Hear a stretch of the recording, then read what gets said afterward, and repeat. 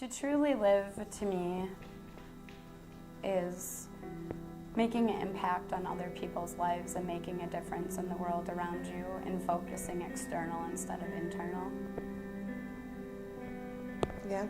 Yeah. I would think a lot of it is feeling fulfilled with other people and with what you're doing in life. Your such service as to others. A job. Yeah.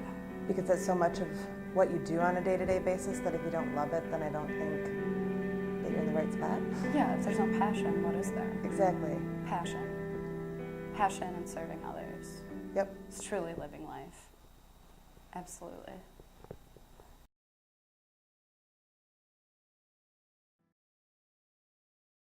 I recently bought a tattoo shop and it made me feel more alive than I felt in years to have something in our community. Like Sarah's owns the salon, like to have something where you're adding something and I can help people in their daily lives and make a difference. I have so many people who come in, you know, to get memorial tattoos. They had someone they love pass away or they lost a baby, and we're there and we listen to what they have to say. Like when someone's in your chair, I mean, you know, I feel alive when I'm serving other people. It just, and you know, and to make a goal and a dream of yours come true that you've always had at such a young age, it's profound. Huge. And powerful. It's powerful. It makes you feel so alive. Yeah, I'll say when I took over owning the salon with Lindsay, it was definitely by far one of the most fulfilling. And being a parent, of course, but I mean, in life-wise. But personally. Yeah, but personally, that's such a big, it's always been a dream of ours to own our own businesses, and here we are in our early 30s, like owning our own businesses, and we're breathing it and living it and making it happen. Breathing it and living it and making it happen. Making it happen.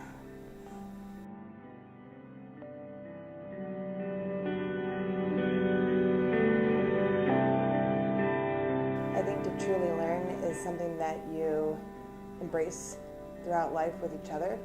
I think you learn from the people that are in your life, and I think a little bit is from every individual. I think that I've learned a lot from Haley on what it is to be a friend, and that it's okay to be me, and that it's okay to be that kind of a friend to somebody else, because I've never had a friend like Haley. And I think that in the long run has helped me substantially in learning about what's okay and what I can get through and the kind of strength that I have internally. I think that is one of the biggest things by far. Yeah. And I would say, you know, to learn, for me, adding on to what you said, is the people that don't stay. Mm-hmm.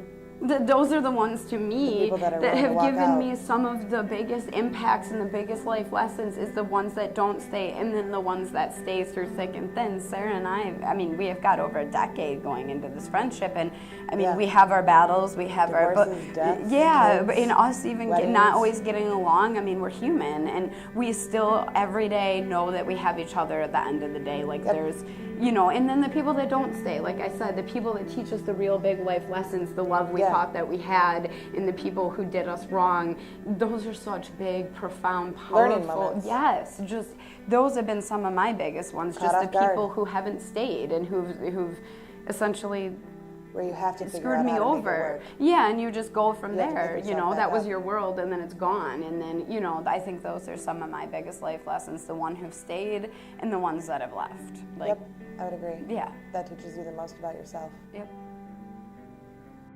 That teaches you the most about yourself. Yep. Yep.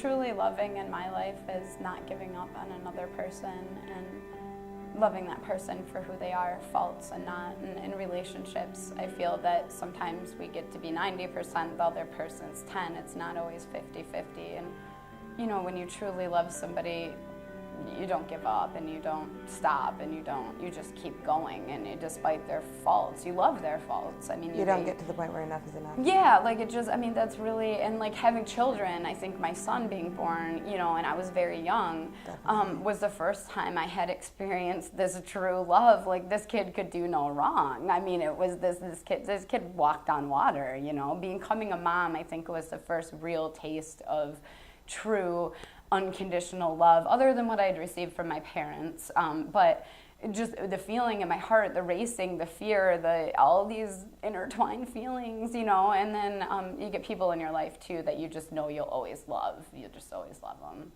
Definitely kids. Yeah, kids. I think I'm an adopted kid, so I didn't have that instant with my parents.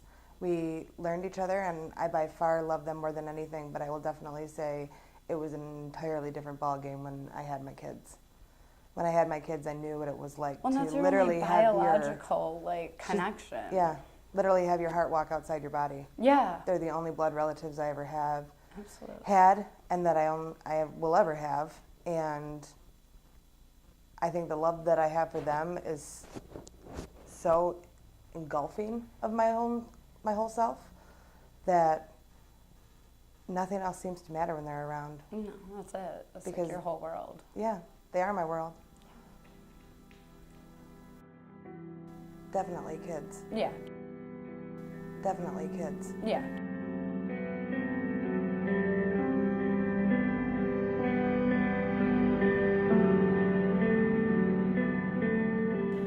I found out I was pregnant when I was 17. I was very young, and I was going through a very difficult time in my life and not making very wise decisions. I made the decision to keep Miles and go forward with the pregnancy. And that's when I was all in. Ever. Best decision I ever made. I don't tell Miles this, but a lot of people, I feel like if I hadn't ever had Miles or I didn't get pregnant, I probably wouldn't be here today. The path that I was on, I probably would be in prison or, you know, passed away of drug complications or an overdose or, you know, something. And this kid came into my life. I was 18 when I had him. I just turned 18. It was a cold winter day, and my whole entire existence completely changed, and everything I did was for somebody else. Every reason of living, breathing, everything. College, I went to college, I got a good job, I bought a house, I did all these things I never saw myself doing, and I can't believe even now looking back that I did them. And then I've raised this child who is the most compassionate, most loving, most kind, most sincere, most polite. He's an honor student, he's in all honors classes. And for somebody like me to have a child like that proves to me that I am a good person and that I am capable of doing really, really wonderful things. I don't have much success to write home about. I don't, but my success of my son, everybody tells me what a great kid he is, how kind he is, giving. Paulie ends up half as good as Miles.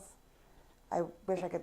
I don't even know where he came from sometimes. I'm like, but all I've tried to instill in him is compassion, kindness, acceptance of others, and tolerance. That's it. I've just tried so hard. All of those things are so important. And then this kid's got like plans at 12 years old, almost 13, of going to Michigan Tech and being an engineer. And he's on honor roll and he's in all these activities. And he is just, and this kid. Who told him about Michigan Tech?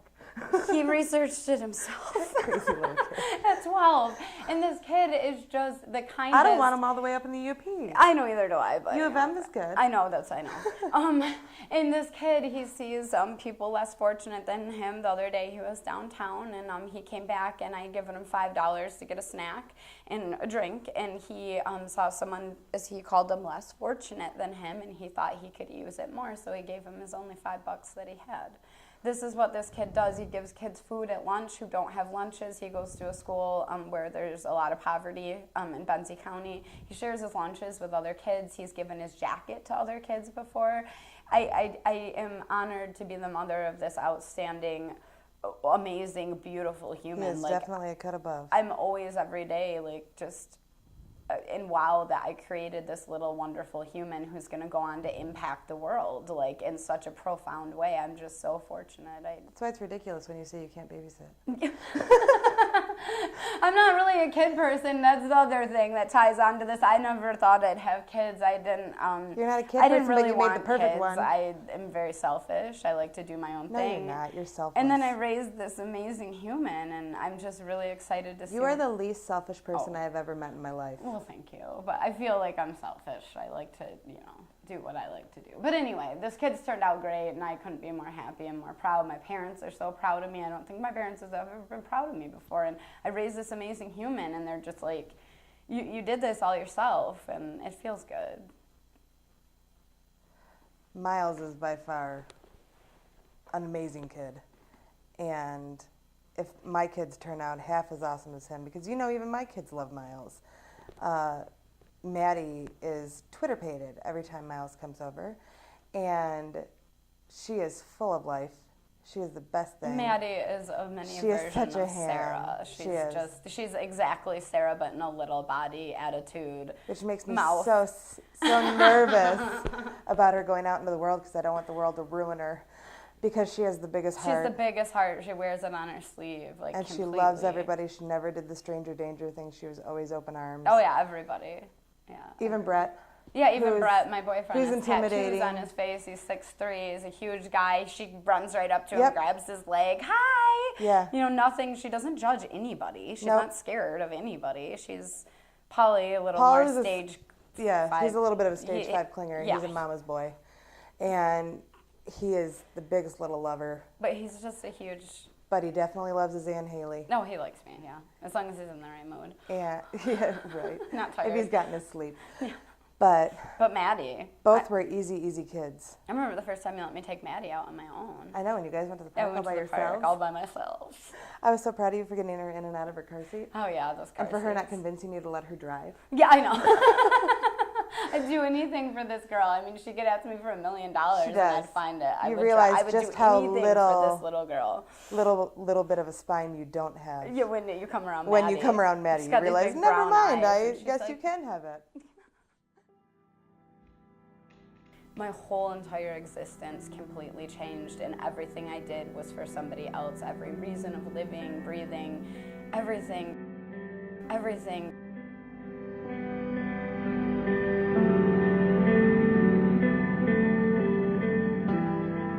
I want to leave a legacy of compassion, kindness, giving, and tolerance, and I want to pass that on. Loving everybody. Everybody, you love everybody. It doesn't Proving that matter. love wins. Yeah, love wins, absolutely. Above anything else. Anything else, love always wins, and being kind is always, it's far better to be kind than to be right, and I hope that's what people remember. The golden rule. Treat other people the way you want to be treated. That's what I hope people Be the remember. change you want to see. Change you want to see, and do that thing for that person, make somebody smile, make their day. I want people to remember me. I send my mom cards once a week in the mail, and I want people to remember me as someone who was loving and kind and You giving. tried to go above and beyond for everybody else. Yeah, and who was just there, Because that's what you're supposed to do. That's what you're supposed to do, kindness and love. That's it.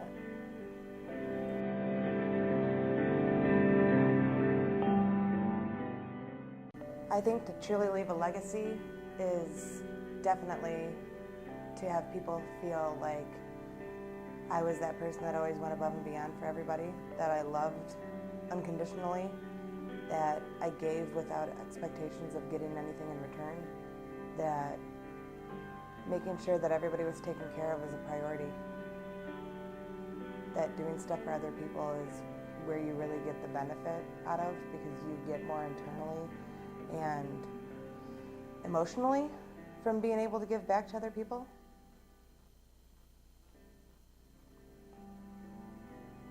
I guess that's what I want people to remember me by, is somebody that cared more than anything, that they could go to if they needed anything, because I would be willing to do anything to help anybody.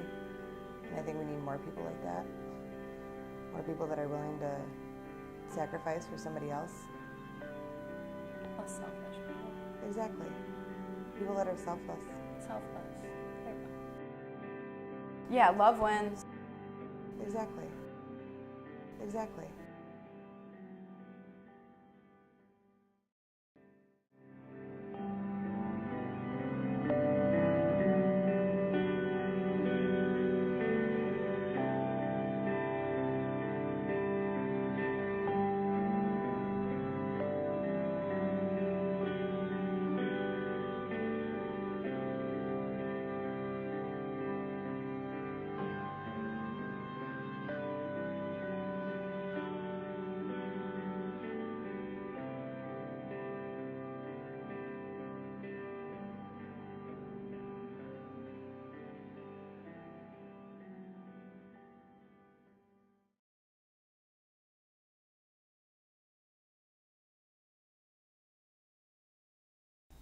passion and serving others. Yep. It's truly living life. Absolutely. Absolutely. Absolutely.